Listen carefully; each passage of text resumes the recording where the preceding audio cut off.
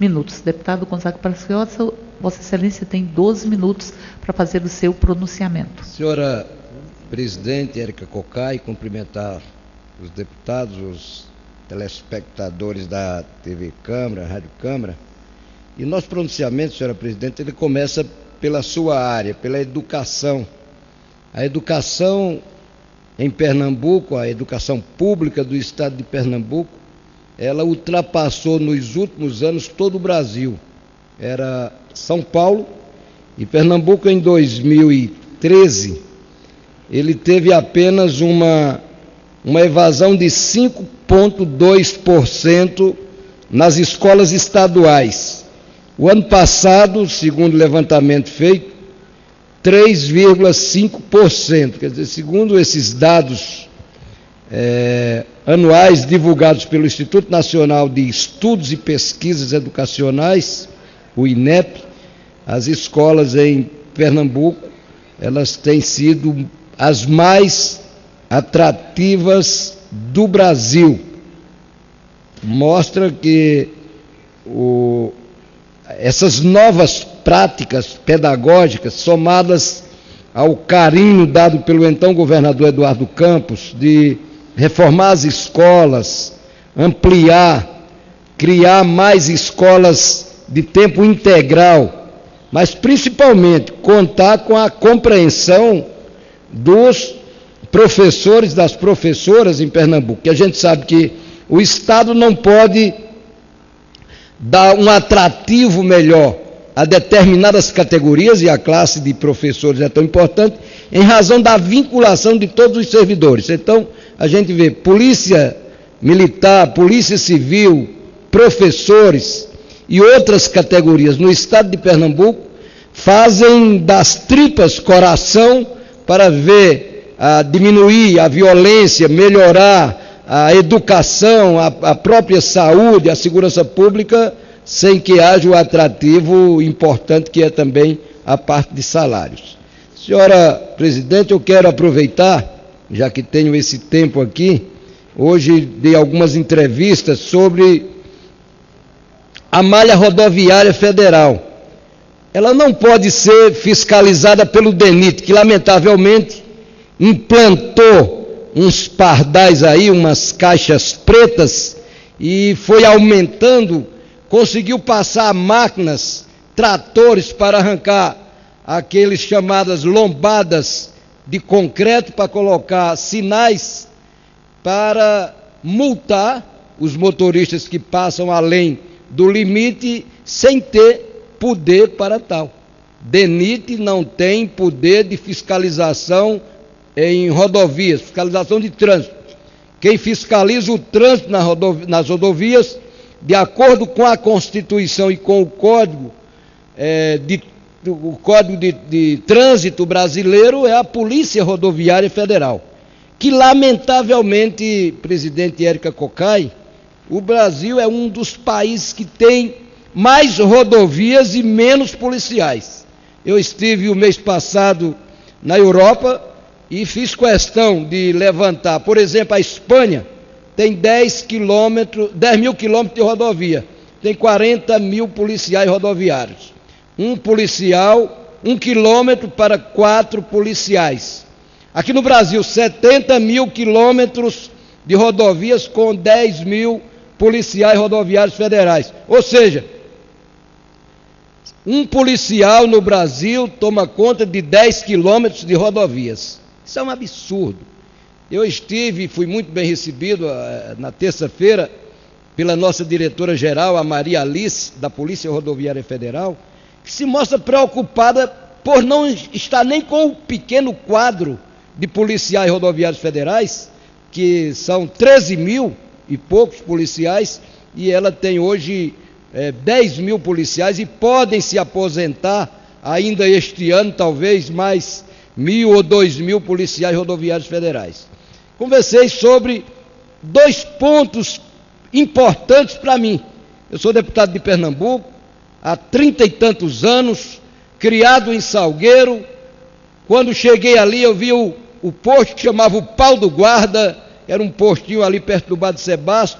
Depois, lá no cruzamento da das rodovias 232 com 116 e que, lamentavelmente, esse posto está há 6 anos fechado por falta de pessoal. O posto da Polícia Rodoviária de Salgueiro, ele virou um ponto de drogas, de marginais e também de pessoas que não têm para onde ir, não têm onde dormir, estão dormindo ali. Pelo menos no blog do Alvinho Patriota, eu levantei nos últimos 5 anos, 6 ou 8 pessoas morreram de acidentes de trânsito ali na encruzilhada ou no cruzamento das rodovias 116 com a 232, as duas grandes rodovias brasileiras, exatamente por falta de gente. Levei para a diretora Maria Alice, presidente Isalci, levei um empenho de R$200 mil de emenda individual para ampliar, reformar aquele posto e abri-lo ainda este ano, porque se não fizer, como líder do PSB na Comissão de Orçamento da União, eu vou ver se eu tranco tudo que for de repasses do Ministério da Justiça, da Polícia Rodoviária Federal, porque é um desrespeito com um deputado federal, policial, rodoviário federal, no coração, na alma e nas ações. E a gente vê o posto da Polícia Rodoviária Federal da nossa cidade fechado. A outra é que Petrolina me abraçou, me recebeu há 40 anos. Trabalhamos e cedemos de nossa propriedade na Serra da Santa terreno para construir o posto da Polícia Rodoviária Federal de Petrolina. Como secretário nacional de trânsito, construímos aquele posto, além de uma delegacia. Lamentavelmente também está fechado e nós temos recursos para ampliá-lo, reformá-lo, desde que ele seja reaberto para a população de Petrolina e também os que adentram e que saem de Petrolina ver aquele posto da Polícia Rodoviária Federal funcionando. Lamentavelmente, o superintendente de Pernambuco, o chefe da delegacia de Petrolina, a própria diretora-geral não podem reabrir esse posto enquanto não contratar gente. Por isso aqui o nosso apelo principalmente ao ministro do Planejamento. A gente quer que o senhor convoque urgentemente os 600 ou 700 do cadastro de reserva, os 100 e poucos que são da cláusula de barreira que ficou errada e que tem todo o direito já reconhecido pela polícia, pelo Ministério da Justiça e alguns que já estão no curso por determinação judicial. Mas não é apenas isso. A gente quer que mande urgentemente, pelo menos 50 novos policiais rodoviários federais para Pernambuco, para que eles possam ajudar na reabertura dos postos de Salgueiro, de Petrolina, talvez de Moreno, e que também abra concurso para novos policiais rodoviários federais. Por último, senhor presidente, a gente tem acompanhado aqui, e aí eu vejo de um lado o Isalci presidindo, que votou favorável, como eu, do outro lado eu vejo, com todo respeito, a deputada Érica Cocai, com o seu partido, que votaram contra o problema e a proposta de emenda à Constituição 171, olha o número dela, 171, eu sou advogado, esse 171 no código é uma coisa feia. E, lamentavelmente, a gente tem, de um lado, o apoio, do outro lado, a discórdia, mas eu quero aqui, não votei nele, mas dizer da minha compreensão e do meu entendimento no regimento da Casa. Quando uma proposta de emenda à Constituição ou quando um projeto de lei, na relatoria ele é alterado, chamado substitutivo, que vem à votação aqui, pelo regimento, eu não sei se artigo 191, que ele é reprovado, o presidente, obviamente, que coloca o projeto original.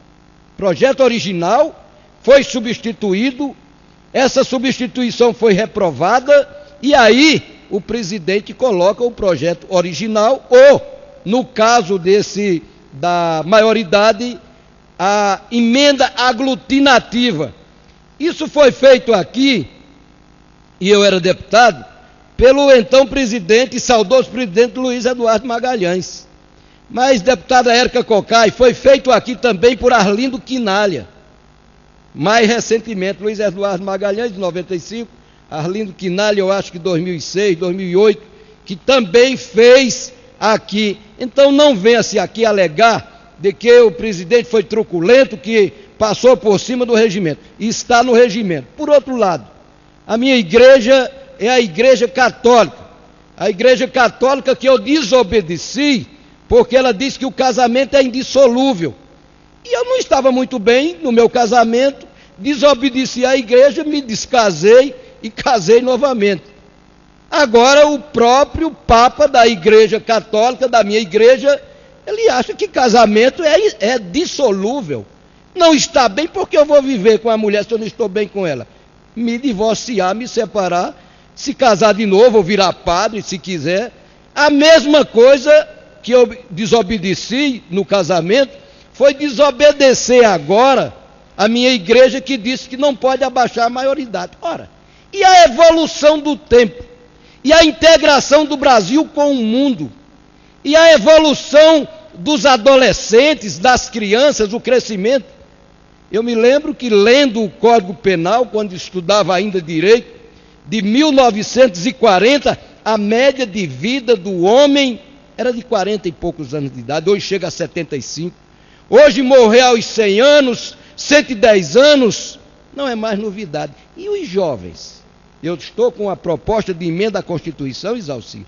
Maioridade geral, 16 anos, o menino fazer um concurso, tirar sua carteira de habilitação, contratar, casar, e obviamente na hora que errar, se Vossa Excelência puder me dar 1 minuto, eu quero concluir dizendo que não iria jamais votar, aprovar essa alteração da nossa Constituição se não tivesse a consciência. Eu fiz um doutorado na Argentina e a minha tese foi o idoso. E para se ler sobre idoso, tem que se ler também sobre criança. Ninguém aqui colocou para vamos botar os meninos na cadeia. Não. A gente está aqui mostrando que maioridade de 200 países que eu estudei, 189 já, maioridade é a 16 anos, 14 anos, 10 anos, e aqui no Brasil não pode ser diferente. A evolução do tempo, a evolução da criança, da juventude, vai fazer com que todos possam aceitar essa emenda que fizemos aqui no futuro, se Deus quiser. Muito obrigado, me dê 1 minuto ali, eu quero concluir, senhor presidente, dizendo que é importante também que a gente possa acompanhar a maioria da pesquisa registrada anteriormente, de 87%. A pesquisa nova, 90,4% da população brasileira quer que se reduza a maioridade também, para a gente não ver marginais sendo utilizados por ladrões, por traficantes. Agora que a gente possa ver a educação, a gente possa ver a saúde, a gente possa ver os meios sociais trabalhando, para que os de 16, de 15 também não adentrem no mundo da perdição. Eu votei pela maioria da população brasileira, como vou votar para derrubar esse estatuto do desarmamento que a maioria da população brasileira já reprime. Obrigado, presidente.